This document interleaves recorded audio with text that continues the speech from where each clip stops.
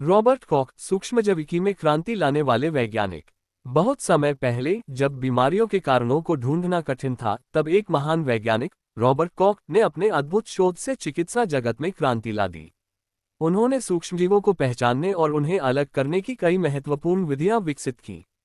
Kock के योगदान में सबसे पहले आता है ठोस माध्यम सॉलिड मीडिया का उपयोग, जिससे बैक्टीरिया को आसानी से विकसित किया जा सकता था। यह विचार एलिशमियस हेस ने दिया था, जो उनके सहायक वाल्थर हेस की पत्नी थी।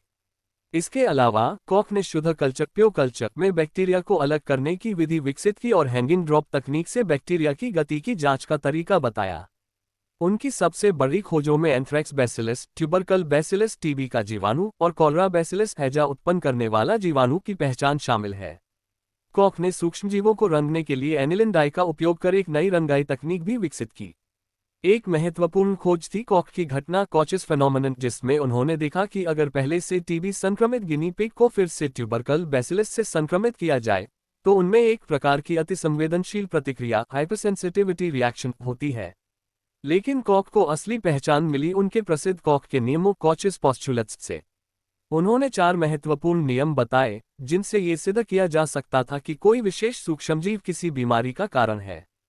कॉक के 4 नियम। रोग के दौरान सूक्ष्मजीव हमेशा प्रभावित ऊतकों लीजन्स में उपस्थित होना चाहिए।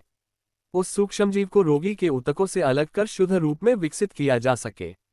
जब उस शुद्ध सूक्ष्मजीव को किसी स्वस्थ जानवर में डाला जाए तो वही रोग उत्पन्न हो।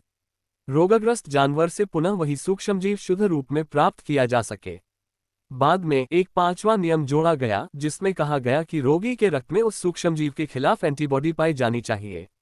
हालांकि हर बीमारी पर ये नियम लागू नहीं हो सकते थे।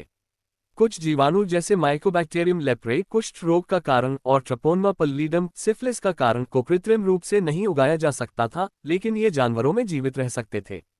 रॉबर्ट कॉक ने चिकित्सा विज्ञान को एक नई दिशा दी।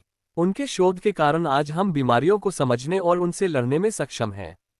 उनका योगदान विज्ञान की दुनिया में हमेशा अमर रहेगा।